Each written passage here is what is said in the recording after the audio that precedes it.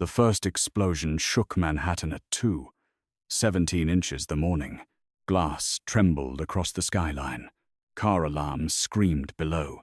And Natalie Vale stood on the rooftop of a dying skyscraper with concrete dust in her hair, blood on her sleeve, and the most dangerous man in New York holding her so tightly she could barely breathe. Behind them, the building was collapsing floor by floor. Above them, helicopters circled like black vultures in the rain. In front of them, armed men rushed through the smoke, shouting orders she could not understand. But Dante Moretti did not look at the fire. He did not look at the guns. He looked only at her. His black suit was torn at the shoulder. Blood ran down the side of his face. His hand was wrapped around her wrist like losing her would be worse than dying. Natalie tried to pull away. "Why are you doing this?" she whispered, her voice breaking beneath the thunder. Dante's eyes were calm, too calm, the kind of calm that belonged to a man who had ordered deaths, buried secrets, and survived things other people only whispered about. Then he leaned closer, his voice low enough that only she could hear.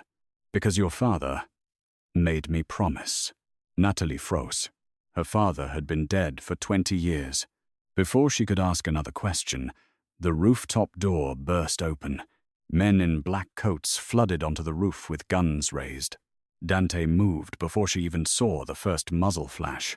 He pulled her behind him, shielding her body with his own as bullets tore through the rain. And as the skyscraper groaned beneath their feet, Natalie realized the entire nightmare had begun with one forgotten office, one silver key, and one cassette tape she should have never played. 36 hours earlier, Natalie Vale had believed buildings were safer than people. Buildings could be wounded, abandoned, stripped down to their bones, but they rarely lied. A cracked marble floor told the truth about time. Rusted beams told the truth about neglect. Painted-over moldings told the truth about people who wanted beauty hidden because replacing it was cheaper than remembering it. People were different. People smiled while hiding knives. People said forever and disappeared. People promised to stay and left behind only silence, unpaid bills, and boxes of old photographs. That was why Natalie loved restoration. She trusted structures. She trusted measurements. She trusted blueprints, even when the people who commissioned them did not understand the soul of the places they wanted to destroy. At 32, she had built her career saving forgotten buildings from becoming glass towers with luxury gyms and rooftop lounges. She was not famous, but in New York's preservation circles, her name mattered. Developers hated her. Historians respected her. Contractors learned very quickly not to call her sweetheart unless they enjoyed being corrected in front of an entire crew. That Tuesday morning, she stood in the lobby of the Ashbourne Tower, staring up at a ceiling that looked like it had once belonged to a palace. Rain streaked down the boarded windows. Dust floated through the cold air. Somewhere above, loose metal knocked against stone in the wind. The Ashbourne had been empty for 15 years. 72 stories of Art Deco ambition, built in 1931 by a banking family whose fortune had vanished during a corruption scandal. The city had declared it unsafe. Investors had fought over it. Preservation groups had begged for mercy. And then a redevelopment company named Sterling Crest had hired Natalie to document what could be saved before demolition crews gutted the interior. To everyone else, it was a condemned skyscraper. To Natalie, it felt like a buried cathedral. She ran her gloved fingers over a bronze elevated door engraved with sunbursts and vines. "Most people don't even look up anymore," she murmured. Her assistant, Ben Adler, stood beside her with a clipboard and 2 coffees balanced in one hand. "That's because most people don't get emotionally attached to ceiling plaster." Natalie gave him a look. Ben lifted his coffee in surrender. "Right. Sorry. Sacred ceiling plaster." She smiled despite herself. Ben was 26, too cheerful for old buildings, and brilliant at keeping her from forgetting lunch, deadlines, and basic human sleep. He had been with her 6 months and still believed every sealed basement hid treasure. Today, he might not have been wrong. They were on the 39th floor when they found the wall that should not have existed. Natalie noticed it because the measurements were wrong. The original 1,931 plans showed a corner suite extending 16 feet deeper than the current hallway allowed. At first, she assumed renovations had altered the layout, but the plasterwork was too clean, the seam too intentional, the molding too perfectly matched. Someone had not renovated the space. Someone had erased it. She stood very still in the empty corridor, studying the wall. Ben looked from her face to the plaster. "Oh no," he said. "That's your detective face." Natalie ignored him. She pressed her palm against the wall and felt nothing but cold plaster. Then she crouched, shining her flashlight along the baseboard. There, hidden beneath decades of dust, was a hairline cut in the wood. A door. Not a normal door. A sealed one. Natalie's pulse changed. "Get the camera," she said. Ben blinked. "You think there's a room behind that?" "I know there's a room behind that." "Natalie, the demolition permit only covers documentation. We're not supposed to break. We're not breaking anything. We're investigating undocumented structural alteration." "That sounds like breaking something with better vocabulary." She gave him a sideways glance. Ben sighed and pulled out the camera. It took them 40 minutes to expose the edges. The hidden door had no handle, no hinges visible from outside, and no keyhole. It had been plastered over with obsessive care, then painted to match the corridor so perfectly that thousands of people must have walked past it without ever knowing it existed. Natalie called the project manager. No answer. She called the city preservation liaison. Voicemail. She called Sterling Crest's legal office. Reception. The building groaned softly around them. Ben shifted behind her. "Maybe we should wait." Natalie stared at the sealed door. She should have waited. She knew that later. But in that moment, the hidden room felt like a whisper from the building itself, and Natalie had spent her entire adult life listening to places everyone else ignored. She found the release mechanism behind a loose rosette in the molding. When she pressed it, something clicked deep inside the wall. Ben took a step back. The door opened 3 inches, with the slow, reluctant sigh of a secret that had been holding its breath for 30 years. Cold air spilled out. Not stale. Cold. Almost refrigerated. Natalie lifted her flashlight. The beam cut through darkness and landed on a mahogany desk. Then file cabinets. Then a wall of shelves. Then hundreds of cassette tapes arranged in perfect rows, each labeled by date, initials, and a single name written in black ink. Romano, Bellini, Caruso, Vitale, Moretti. Natalie stopped breathing. She did not know why those names made the air feel heavier. Maybe because some names did not need explanation in New York. Maybe because every child who grew up in the city heard stories about families that owned restaurants, docks, trucking unions, judges, cops, casinos, politicians, and occasionally bodies buried beneath foundations. Ben whispered, "What is this?" Natalie stepped inside. The office looked untouched. A leather chair sat behind the desk. A brass lamp stood beside an old recording machine. There was a telephone with a rotary dial, a crystal ashtray holding the remains of one cigar, and a framed photograph turned face down. No dust covered the desk. That was the first impossible thing. The second was the temperature. The room had power. Somewhere behind the walls, a hidden system still hummed quietly, preserving the past like a body in ice. Natalie approached the desk. On top of it lay a single antique silver key. It was long and narrow, heavier than it looked, with a crest etched into the handle, a tower wrapped in thorns. Beside it was a cassette tape without a date. Only one word had been written on the label. Natalie. Her own name. The flashlight trembled in her hand. Ben saw it too. His voice dropped. "That's not possible." Natalie did not move. Her name looked old on the label, written in faded black ink, the letters slightly slanted, as if someone had written it decades ago with a shaking hand. Her throat tightened. She reached for the tape. "Natalie," Ben warned softly, but her fingers had already closed around it. The moment she lifted the cassette, the room changed. A red light blinked above the door, then another. Then the telephone on the desk rang. Once, twice, 3 times. The sound was so sudden, so violently alive in the dead office, that Ben cursed and stumbled backward. Natalie stared at the phone. It kept ringing. She should have run. Instead, she picked it up. The line hissed. For one breath, there was only static. Then a man's voice spoke. Calm. Old. Recorded. "If this room has been opened, then my daughter is no longer safe." Natalie's knees nearly gave out. She knew that voice. She had not heard it since she was 12 years old. But grief remembers what time cannot erase. Her father, Arthur Vale, the man who had died in a car accident on the Brooklyn Bridge 2 decades earlier. The man whose death had left behind no body she was allowed to see, no answers, and a mother who never stopped looking over her shoulder until cancer finally took her too.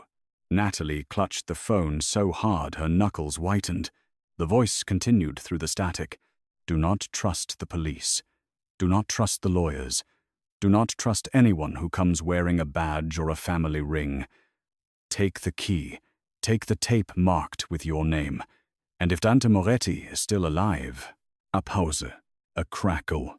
Run to him before they find you." The line went dead.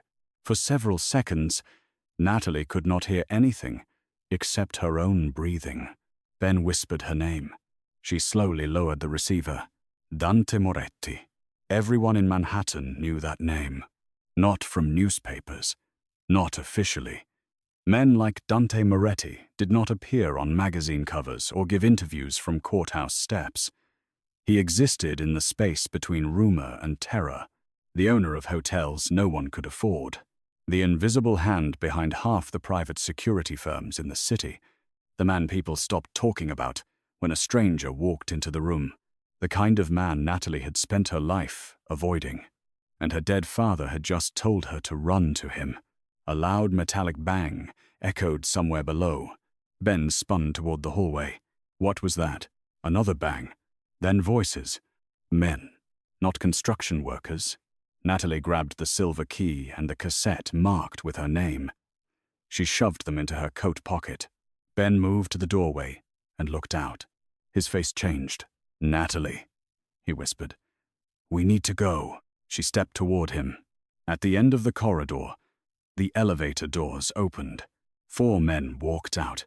They wore dark coats, leather gloves, and the kind of blank expressions that made violence feel like paperwork. One of them looked directly at Natalie. Then he reached inside his coat. Ben grabbed her arm. "Run." They ran. A gunshot cracked through the corridor. Plaster exploded beside Natalie's head. She screamed and ducked as Ben shoved her toward the emergency stairs. They slammed through the door and plunged into darkness, feet pounding down concrete steps that smelled of rust and old rainwater. Another shot rang out above them. Then another. Ben slipped, caught himself on the railing, and pulled Natalie with him. "What did you find?" he gasped. "I don't know.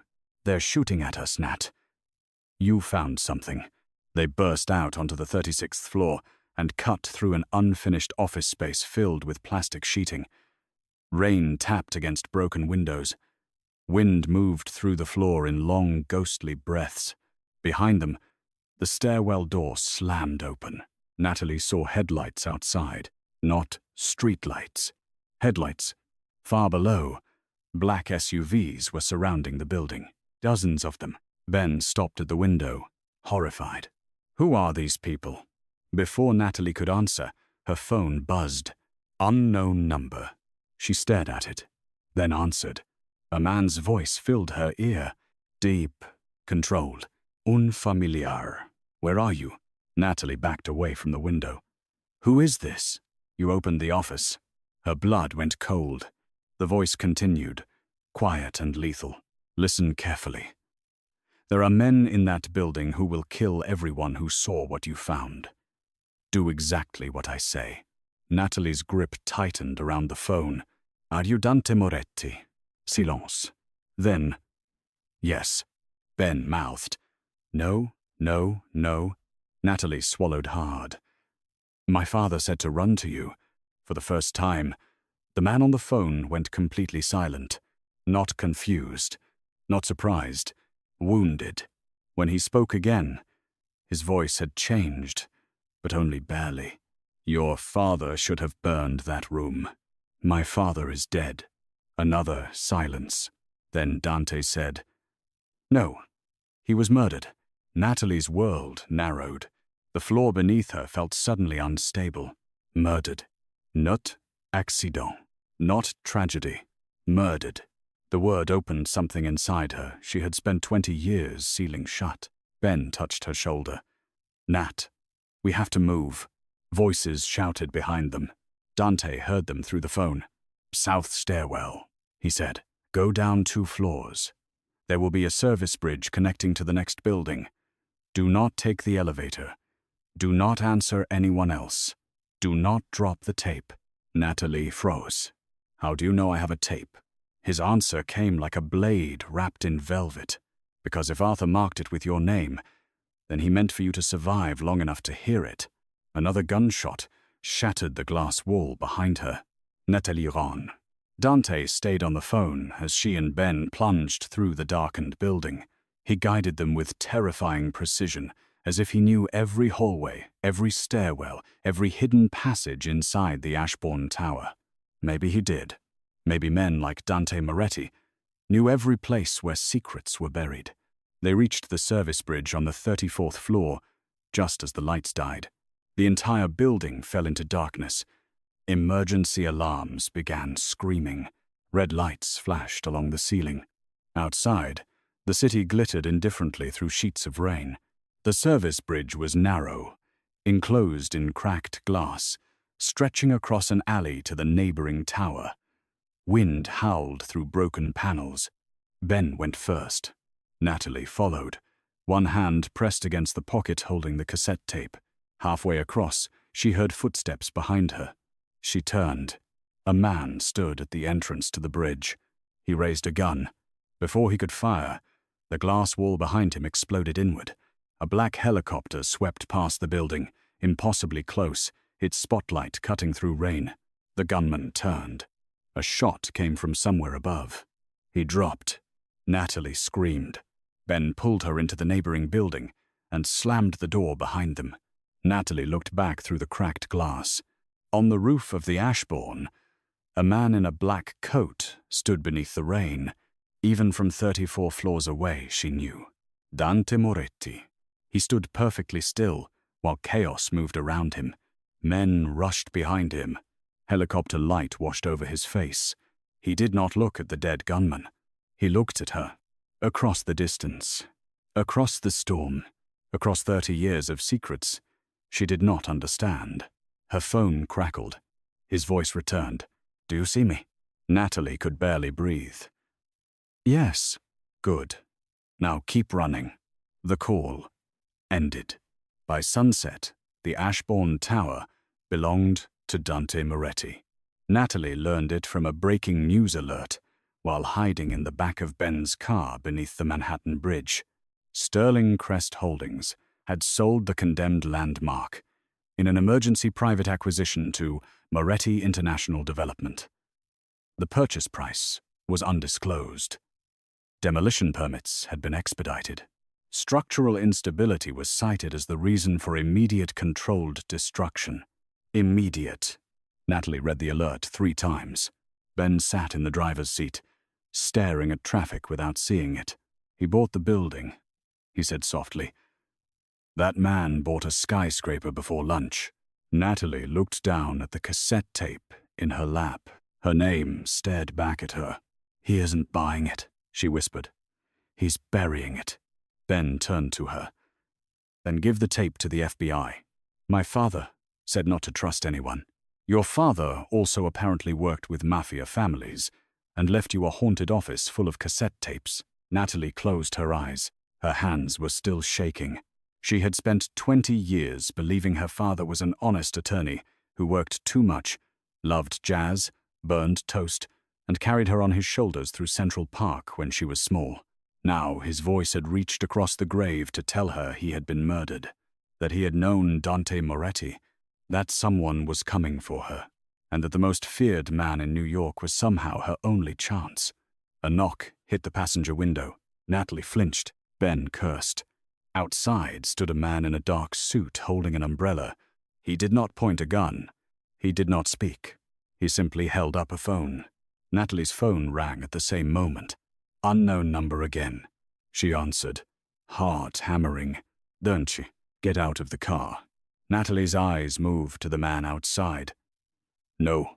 A pause.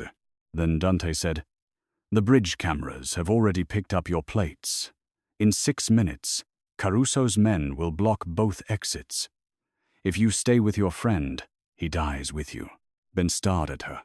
She whispered, "Who is Caruso?" "The man who killed your father." The world stopped. Rain hammered the roof. Traffic moved slowly around them. Natalie pressed the phone harder against her ear. "Why should I believe you?" "Because I could have taken the tape in the building. That doesn't mean you won't take it now." "No," Dante said. "It means I had a clear shot and chose you instead." The words landed too close to intimacy, too close to possession, too close to something Natalie did not want to feel from a man whose name belonged in warnings. She looked at Ben. His face was pale. "Nat," he said quietly. "Go." "No, go." His voice cracked. "Whatever this is, I can't protect you from it." Natalie wanted to argue. She wanted to pretend normal still existed. But 2 black SUVs had just turned onto the street behind them. Slowly, deliberately, the man with the umbrella opened her door. Natalie stepped into the rain with the tape hidden inside her coat. The moment she did, the city seemed to change. The umbrella shielded her from the storm. The man guided her toward a black Rolls-Royce parked at the curb. Its windows were dark enough to hide a whole world inside. Ben drove away only after she looked back at him and nodded. Then the rear door of the Rolls-Royce opened. Dante Moretti sat inside. For a moment, Natalie forgot how to move. He was younger than she expected. Early 40s, perhaps. Not handsome in a soft way. Beautiful. Like a blade was beautiful. Sharp features. Black hair brushed back from a face carved by discipline, violence, and sleepless nights. His eyes were dark, unreadable, and fixed on her as if he had known she would eventually appear at his door. The interior smelled faintly of leather, rain, and expensive smoke. Natalie got in. The door closed. Silence swallowed them. Dante looked at her wet hair, her torn sleeve. The blood dried near her wrist where glass had cut her. His jaw tightened almost invisibly. "You're hurt." Natalie lifted her chin. "People keep shooting at me. It happens." Something flickered in his eyes. Not amusement, not softness. Recognition, maybe. "You sound like Arthur." Hearing her father's name in his mouth hurt more than she expected. "You don't get to say his name. Like you knew him." Dante leaned back slightly. "I knew him better than most. Then why didn't you save him?" The question hit the car like a gunshot. The driver did not react. Dante did, only in his eyes. A shadow passed through them. Deep and old. Then it was gone. "Because he made me save you instead." Natalie stared at him.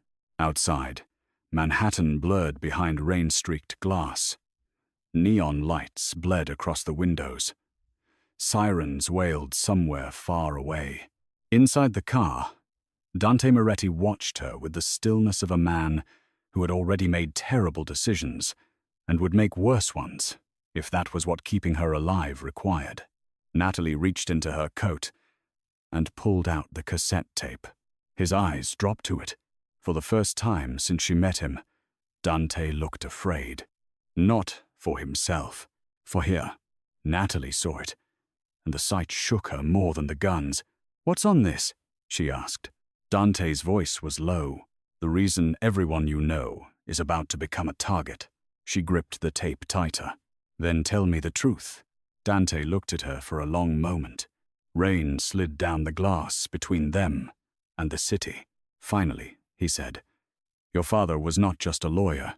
Natalie's breath caught. Dante's gaze never left hers. He was the only man every family trusted with their sins. The Rolls-Royce turned into a private underground garage beneath a hotel Natalie had only ever seen in magazines. Security gates opened before them. Armed men stood in the shadows. Cameras followed every movement. Natalie's ordinary life was disappearing behind her, like a skyline swallowed by fog. And somewhere across Manhattan, demolition crews were surrounding the Ashbourne Tower. The forgotten office was being sealed again, not with plaster this time, with explosives. As the car stopped, Dante reached for the door, then paused. His hand hovered near Natalie's, close enough that she felt the warmth of him without being touched. For one breath, neither of them moved. Then he pulled back, controlled, restrained, cold again. "From this moment on," he said, "you do not leave my sight." Natalie laughed once, without humor. "You don't own me." Dante looked at her. "No," he said quietly. "But everyone who wants that tape thinks they can." The door opened. Men with guns waited outside. Natalie stepped into Dante Moretti's world, with her father's voice in her pocket, a silver key against her heart, and the terrible knowledge that the building she had opened was about to fall. Behind her, Dante spoke to one of his men in Italian. She did not understand the words, but she understood the tone. A death sentence had been given, and it was not until much later that night, standing beside the penthouse windows of Moretti's private hotel while the Ashbourne Tower exploded across the skyline, that Natalie realized Dante had not bought the skyscraper to hide the truth. He had bought it because he already knew the truth was inside her now. And once the city saw the tower fall, there would be no going back. The demolition charges ignited just after midnight.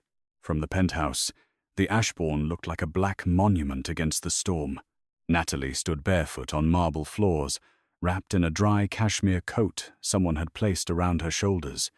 She had refused food, refused wine, refused the doctor Dante sent in to clean the cut on her wrist, until Dante himself had entered the room and simply looked at the wound. Not ordered, not softened, just looked, and somehow that had been worse. Now she watched the building that had changed her life collapse in a controlled wave of fire and smoke, floor by floor, history turning to dust. Her work, her discovery, her father's secret, gone. Dante stood behind her, close but not touching. She could see his reflection in the glass. Black suit, still face, empty hands. A king watching a city burn and pretending it cost him nothing. Natalie's throat tightened. "You destroyed everything," she whispered. Dante's reflection did not move. "No," he said. "I destroyed what would have killed you before sunrise." She turned on him. Anger rose fast because grief had nowhere else to go. "You don't get to decide what I know. You don't get to erase my father again." For the first time, something in Dante's control cracked. Just slightly. His eyes sharpened. "You think I wanted to tear that building down? You bought it to keep Caruso from taking it. You burned the evidence. I buried a war. You buried my father." Silence fell. The words struck him. Natalie saw it. Dante looked away first, not in weakness, in restraint, as if the truth behind his teeth was too dangerous to release. Then, from inside her coat pocket, the cassette tape shifted. Natalie felt it like a pulse. The tape marked with her name. The one thing Dante had not managed to destroy. His gaze lowered to the pocket, then back to her face. "Do not play it tonight," he said. It was not a request. Natalie's heart beat harder. Why? Because once you hear it, you will hate me. The confession hung between them. Soft, terrible, almost intimate. Natalie stared at him, searching for the monster the city feared. But all she saw in that moment was a man standing in front of a burning skyline, terrified of one woman learning the truth. Then the penthouse lights cut out. Every window went black. Every security alarm screamed at once. Dante moved instantly. He grabbed Natalie by the waist and pulled her behind him as red emergency lights washed the room in blood-colored flashes. Gunfire erupted from the hallway. His men shouted. Glass shattered. Natalie clutched the cassette tape against her chest. Dante turned his head just enough for her to hear him over the chaos. Now you understand, he said, voice deadly calm. They weren't coming for the building. Another burst of gunfire tore through the door. Dante's hand closed around hers. They were coming for you. The emergency lights painted the penthouse in flashes of crimson. Gunfire echoed through the hallway. Natalie instinctively ducked, clutching the cassette tape against her chest, as if her body already understood it was worth more than her life. Dante didn't raise his voice. He didn't panic. He simply stepped in front of her. Two of his security men burst through the double doors with rifles raised. Boss, West Corridor breached. Caruso's strike team is inside. Dante never looked away from Natalie. Take her to the panic elevator. I'm not leaving. Natalie shot back. His dark eyes met hers. You are. I don't even know what's happening. You'll learn more if you stay alive. Another explosion shook the floor beneath them. The chandelier swayed violently overhead before one side crashed onto the marble floor, sending thousands of crystal fragments across the room. Natalie flinched. Without thinking, Dante pulled her against his chest and turned his own body toward the falling debris. Glass rained across his shoulders. She felt his heartbeat. Steady, controlled, completely different from her own. When the noise settled, she realized his left sleeve had been sliced open by flying glass. Blood slowly soaked through the expensive black fabric. You're bleeding. He barely glanced at the wound. It isn't important. She stared at him in disbelief. It is to me. The words escaped before she could stop them. For the first time since she'd met him, Dante seemed caught off guard. Only for a second. Then the cold mask returned. Don't make caring about me a habit, Natalie. It's called being human. No. His voice dropped almost to a whisper. It's called becoming vulnerable. The hallway erupted again. Automatic gunfire. Men shouting in Italian. Someone screamed. One of Dante's guards pressed a finger to his earpiece. They've reached the private elevator. Dante's expression hardened. They knew the layout. It was an inside leak. I know. His answer was so calm that it frightened Natalie more than the shooting. He had expected betrayal, almost welcomed it. He turned toward her. Stay behind me. I can walk by myself. I know. Then stop treating me like a hostage. His jaw tightened. I've spent 20 years making sure you never became one. Natalie froze. What did you just say? Before he could answer, the penthouse doors exploded inward. 3 masked gunmen stormed into the room. Everything happened in seconds. Dante drew a pistol from beneath his jacket with effortless precision. One shot. The first attacker collapsed. A second man fired toward Natalie. Dante stepped directly into the line of fire, grabbing her wrist and pulling her behind a marble pillar. The bullet shattered a sculpture inches from her face. Dust filled the air. She covered her ears. Dante fired twice more. Silence. When Natalie finally looked up, all 3 attackers were on the floor. She had never seen anyone move like that. Not fast. Not reckless. Every movement had been calculated long before the fight even started. She suddenly understood why entire cities feared the name Dante Moretti. Not because he enjoyed violence, because violence obeyed him. One of his guards approached cautiously. Clear. Dante didn't lower his weapon. Nobody leaves alive. The guard hesitated. There was one survivor. Dante's eyes became almost unreadable. Then there wasn't. The guard nodded once before disappearing down the hallway. Natalie felt a chill crawl across her skin. You just ordered someone killed. I ordered a war delayed. That's not the same thing. In my world, it is. She wanted to argue. She wanted to tell him there had to be another way. Instead, she remembered the men who had opened fire inside an occupied hotel. People like them weren't coming to negotiate. The emergency generator hummed back to life. The lights returned. Broken glass sparkled across the marble floor.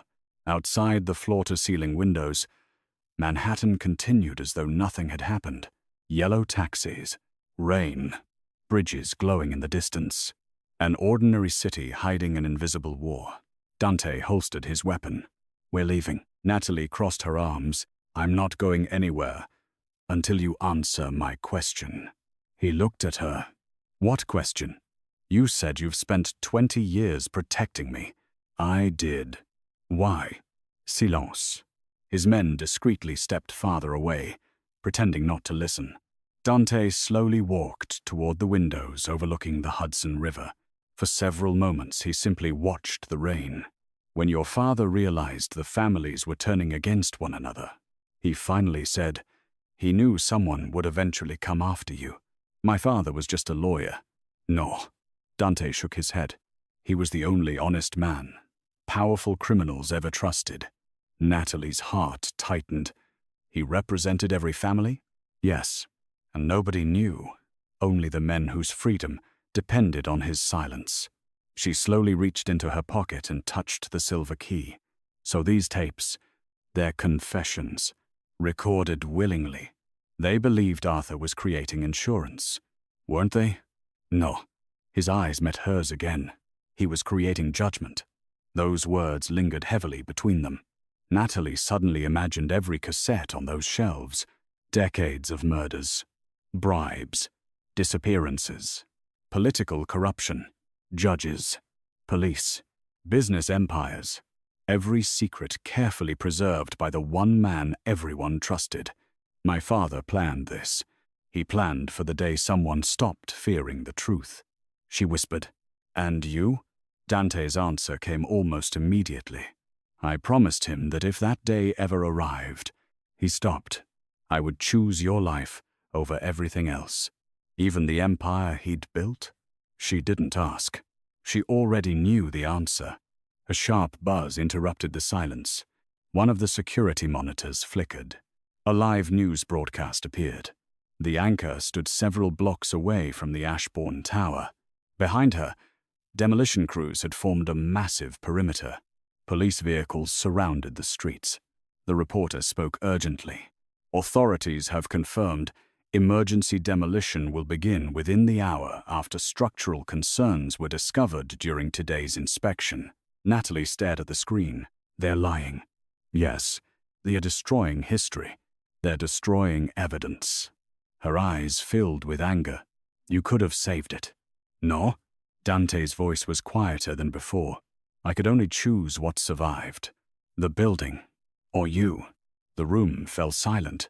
For the first time, Natalie realized he truly believed there had never been another option. Not because he valued power, because somewhere along the way, her survival had become more important than winning. She hated that realization, because a part of her wanted to believe him. Before she could speak again, another phone began ringing. Not Dante's, not the guard's. The sound came from inside her own coat pocket. Natalie frowned. Slowly, she pulled out the cassette tape marked with her name. The ringing wasn't coming from her phone. It was coming from inside the cassette itself. A tiny red light, invisible until now, blinked beneath the faded label. Once, twice, 3 times. Dante's face changed instantly. For the first time all night, he looked genuinely alarmed. "Don't move," he said. Natalie looked down at the tape. "What is it?" His voice became almost a whisper. Arthur never mentioned a tracker. Then every light in the penthouse suddenly shut off again. Not because of another attack, because someone had just found them. Darkness swallowed the penthouse. The city vanished beyond the glass. Only the tiny red light blinking beneath the label of the cassette remained visible, pulsing like a heartbeat between Natalie and Dante. Neither of them spoke. For the first time since she had met him, Dante Moretti looked at the cassette with something close to fear. One of his security men broke the silence through a whisper over the radio. "Boss, every camera is offline." Another voice followed. "Backup network, too." A third came only as static before cutting out completely. Dante extended his hand toward Natalie. "Give me the tape." She instinctively stepped back. "No." His eyes hardened, but not with anger. "Listen to me. If Arthur hid a transmitter inside that cassette, whoever activated it knows exactly where you are. You don't know that. I know your father." Natalie tightened her grip. "You keep saying that, but you've told me almost nothing." Dante took one slow step closer. His voice remained calm. "If you trust me for 5 minutes, I'll earn the next 5. Before Natalie could answer, every emergency light suddenly returned. Not red, pure white. The brightness flooded the penthouse, revealing the destruction left behind: broken marble, shattered glass, overturned furniture, and dark stains spreading across the expensive floor. A guard rushed inside. "Boss." "What?" "We've intercepted 3 encrypted channels." "Caruso?" The guard nodded. "They're moving." "How many?" "More than we've ever seen." Natalie's stomach tightened. "They're attacking the hotel?" The guard looked toward her, before answering Dante. "No, they're surrounding the entire block." Silence settled over the room. Dante didn't look surprised. He looked disappointed. "They're faster than I expected." Natalie folded her arms. "They're risking an open war. For one tape? For what's inside it? And what exactly is inside it?" Dante looked at the cassette. "Enough truth to destroy men who've spent their lives believing they're untouchable." He motioned toward the conference table. "Sit. I'm not your employee." "No." "You don't order me." "No." "Then stop acting like you own every room you walk into." For the briefest moment, the corner of his mouth almost moved. "Almost. You sound exactly like Arthur." Natalie sat anyway. Not because he told her to, because she was exhausted. Dante remained standing. There were originally 212 recordings. Natalie frowned. "The room didn't have that many. It doesn't now. What happened to the others?" "I destroyed most of them." She stared at him. "You admitted it." "I've never denied it." "You erased evidence." "I erased reasons for thousands of innocent people to die." She shook her head. "I don't understand." "You will." He slowly walked toward the panoramic windows overlooking Manhattan. When Arthur began recording meetings between the families, he believed the tapes would force powerful men to fear accountability. And he underestimated fear. Natalie waited. When criminals believe they're about to lose everything, they kill. They erase bloodlines. The words landed heavily. Families, witnesses, children, anyone connected to the recordings. His eyes drifted toward her, especially children. Natalie suddenly remembered something. "My mother." Dante nodded once. She knew. She knew enough to be terrified. Natalie's breathing slowed. "She never let me walk home alone." "No." "She changed schools twice." "Yes." "She installed locks on every window." "Because Arthur asked her to." Pieces of her childhood began fitting together in horrifying ways. The frequent moves, the unlisted phone numbers, the sudden vacations that had never felt like vacations. Her parents had never been overprotective. They had been hiding. A quiet knock interrupted the room. One of Dante's oldest advisors entered carrying a weathered leather case. His silver hair contrasted sharply with the violence surrounding them. "Boss." Dante accepted the case. "Thank you, Lorenzo." When he opened it, Natalie saw dozens of old photographs. Family photographs. Some were faded, some damaged by water. others carefully preserved. Dante placed one in front of Natalie. She immediately recognized herself. She couldn't have been older than 6. She was sitting on a swing in Central Park. Her father pushed her gently from behind. Natalie's throat tightened. "I've never seen this." "You weren't supposed to." She looked up. "Who took it?" Dante answered quietly. "I did." The room seemed to disappear. "You." He nodded. "Arthur insisted I stay far enough away that you would never remember my face." Natalie stared back at the photograph. "You were following us. I was protecting you. For 20 years? For 22. Another photograph appeared. Natalie, outside her college graduation. Another, her first architecture firm. Another, standing alone beneath an umbrella after her mother's funeral. Each one had been taken from a distance. Never intrusive. Never close. Always watching.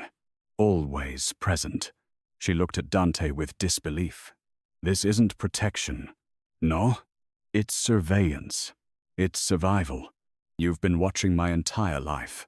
I promised your father. I never asked for that promise." "No." His voice softened almost imperceptibly. "You deserved the chance to live without knowing it existed." Natalie stood abruptly. Anger, grief, and confusion crashed together. "You stole my privacy. I preserved your future. You manipulated my life. I removed threats before they reached you. You decided everything." "No." His eyes finally revealed something beneath all the discipline. "I only decided who wouldn't be allowed to take you away." The silence that followed hurt more than the argument. Because Natalie believed him. That was the dangerous part. Not that Dante had watched her, that every memory suddenly contained the possibility that somewhere, hidden in the background, he had been there, watching, waiting, keeping a promise. A vibration interrupted the moment. One of Dante's encrypted phones lit up. Only a number appeared. No name. He answered immediately. No greeting. He listened for nearly 30 seconds without speaking. Natalie watched his expression become colder with every passing second. Finally, he said only 3 words. "I'm coming myself." He ended the call. "What happened?" "Caruso found someone." "Who?" Dante looked directly into her eyes. "Ben." Natalie's heart stopped. "No, they've taken him." She rushed toward Dante. "You have to help him." "I will." "Now." "I said I will." She grabbed the front of his jacket. "You don't understand." "I understand perfectly. They'll kill him. Not immediately." "How can you know that?" "Because Caruso wants leverage." Natalie stepped back. "He wants me. He wants the tape. And he'll use Ben." Dante nodded. "Yes." She wiped tears she hadn't realized were falling. "This is my fault." "No. It happened because of me. It happened because Arthur told the truth." She looked toward the cassette lying on the table. Everything had started the moment she'd opened the forgotten office. Everything. Dante picked up the tape and carefully slipped it into the leather case beside the photographs. Then he closed the lid. "We're leaving." Natalie looked at him. "To rescue Ben?" "Yes." "And the tape?" "It comes with us." She hesitated. "If Caruso captures us." "He won't." "You're very confident." "No." He met her gaze steadily. "I'm very motivated." For the first time since entering his world, Natalie didn't hear the words as arrogance. She heard them as a promise. Moments later, they descended through a private elevator into the hotel's underground garage. A convoy of black armored SUVs waited with engines already running. Rain poured through the entrance ramp. Lightning illuminated the concrete walls. Dozens of armed men stood ready. As Dante opened the rear door for Natalie, she paused. "You could still walk away." He looked at her. "From this? From me?" His answer came without hesitation. "I walked away once." His hand rested lightly on the open door. "I won't survive doing it twice." Before Natalie could ask what he meant, every phone in the convoy chimed at the exact same instant. One message. One image. Dante glanced down. His expression turned to stone. Natalie looked over his shoulder. The photo showed Ben tied to a chair inside an abandoned church. Behind him stood Victor Caruso, smiling. Across Ben's chest, written in red paint, were 5 chilling words. Bring the girl. Come alone. Victor Caruso smiled from the phone screen as though he had already won. The abandoned church behind him was lit only by rows of trembling candles. Ben sat tied to a wooden chair beneath a weathered crucifix, bruised but conscious. One side of his face was swollen, and dried blood stained the collar of his jacket. Across his chest, painted in thick red letters, were 5 words Natalie wished she had never read. Bring the girl. Come alone. The image disappeared. No one in the underground garage spoke. Rain pounded against the concrete entrance, while dozens of Moretti's men waited beside the armored SUVs, their rifles lowered but ready. Natalie broke the silence first. I'm going. Dante turned toward her so slowly it felt deliberate. No. If I don't, Bendis. If you do, you'll both die. She stepped closer, refusing to look away from him. You don't know that. I know Victor Caruso. His voice remained calm, but every word carried the weight of certainty. He doesn't negotiate. He collects leverage. Once he has what he wants, he buries everyone who helped him get it.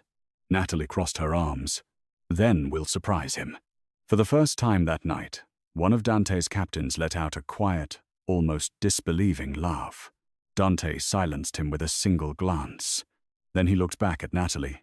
You still think this is a problem that can be solved with courage, and you think everything can be solved with bullets. No.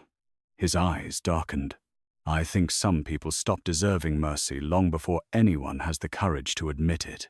Natalie hated how convincing he sounded. She hated even more that every hour she spent beside him made his world seem less impossible.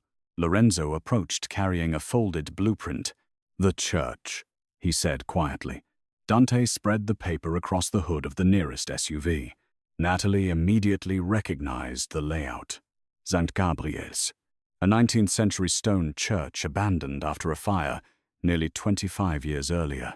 She had studied photographs of it in architecture school. The sanctuary, the bell tower, the underground crypt. It's been condemned, she whispered. Lorenzo nodded. Officially, Dante traced one finger across the blueprint. Unofficially, Caruso has used it for private meetings for years. Natalie leaned over the drawing. There are only 2 public entrances. There are 4. He tapped the faded outline beneath the altar. This tunnel connects to the old parish house. She looked at him in surprise. How do you know that? My father built part of it, Lorenzo answered before Dante could. He supervised the restoration in 1989. Natalie studied the hidden passage. If we enter here, we avoid the front courtyard. But the tunnel could collapse. Dante met her eyes. So could every other option. She looked back at Ben's photo. There was no perfect plan, only different ways to lose. Dante folded the blueprint. You stay in the convoy. No.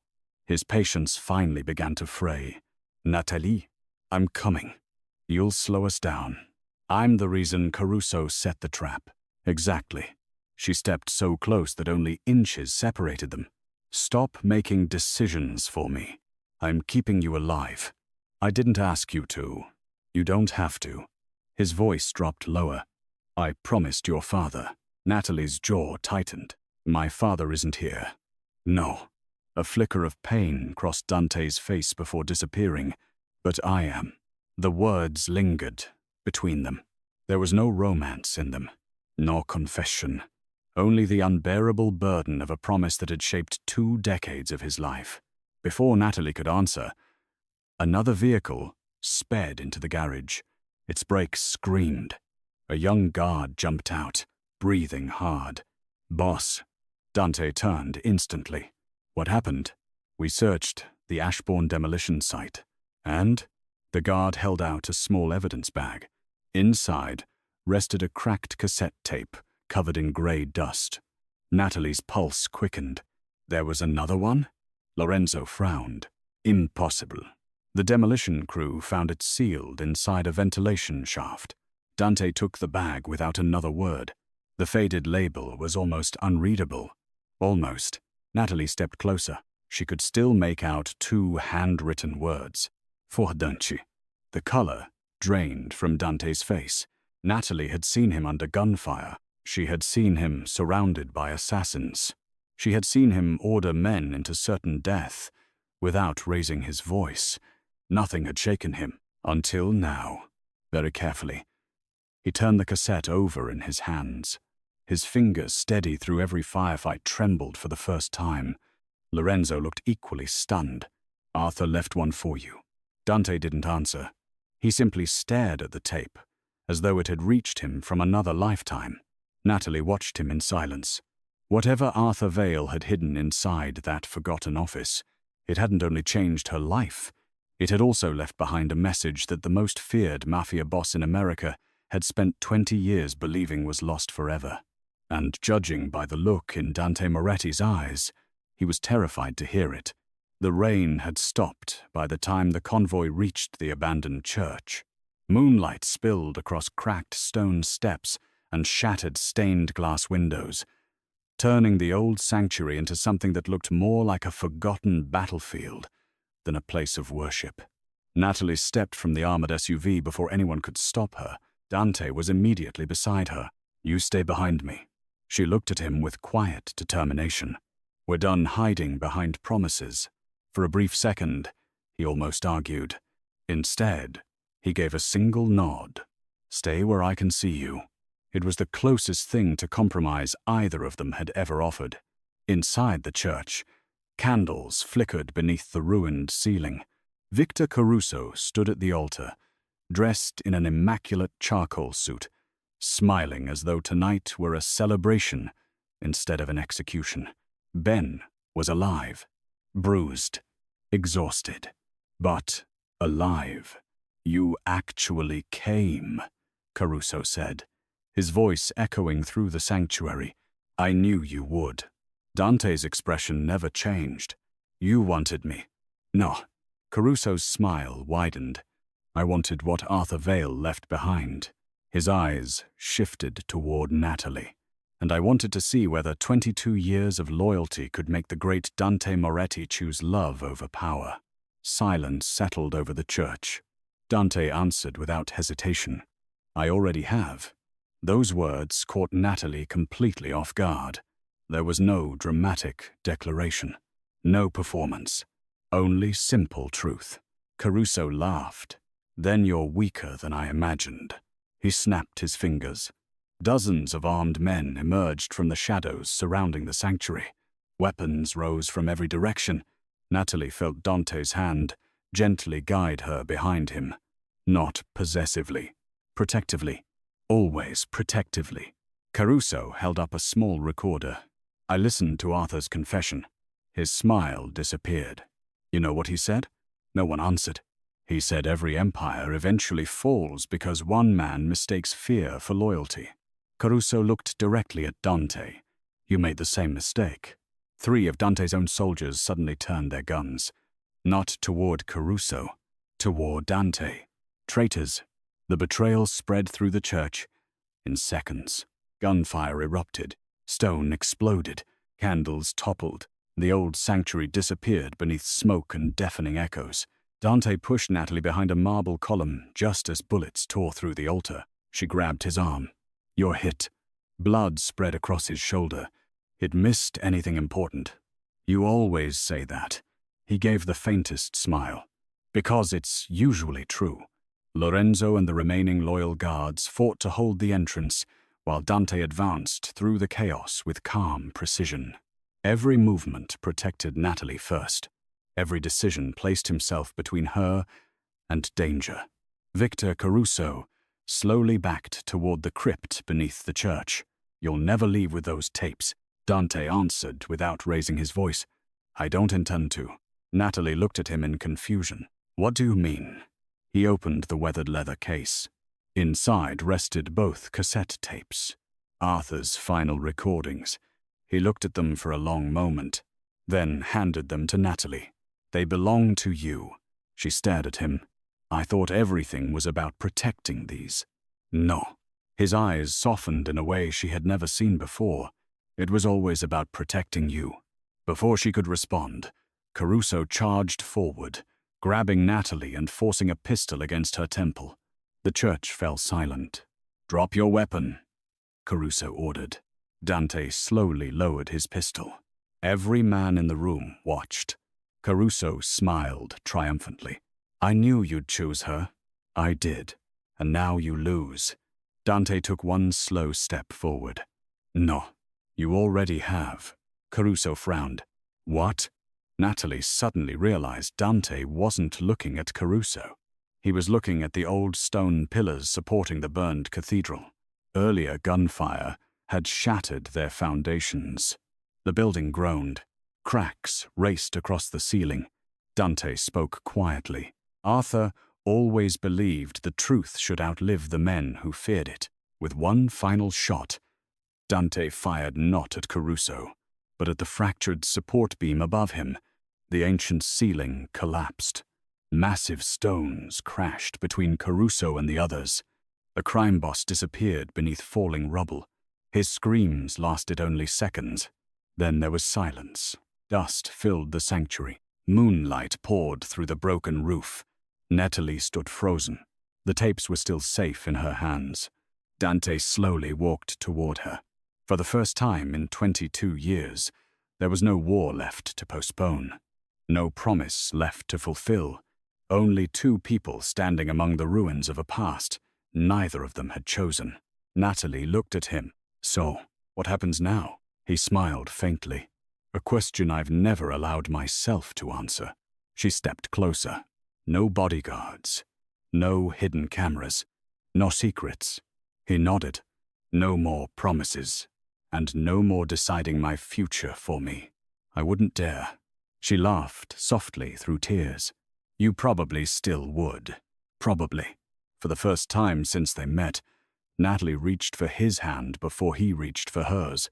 His fingers closed around hers with quiet certainty. Not because she needed protection, because she chose him. Weeks later, the surviving recordings were anonymously delivered to a federal task force. Politicians resigned. Judges disappeared from public office. Criminal empires collapsed under the weight of decades of buried corruption. No one ever learned who exposed them. Officially, Arthur Vale remained a forgotten attorney. Unofficially, he became the man whose final act ended a generation of silence. As for Dante Moretti, he quietly withdrew from the empire he had spent half his life building.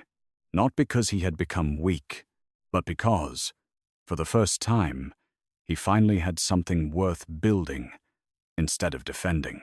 One autumn evening, Natalie reopened a restored landmark in Lower Manhattan. Its entrance bore a simple bronze plaque. Truth survives longer than stone. She smiled as visitors walked through doors she had fought to preserve. Across the street, leaning against a black car with no security detail in sight, Dante watched her from a respectful distance. She caught him staring. He made no attempt to hide it.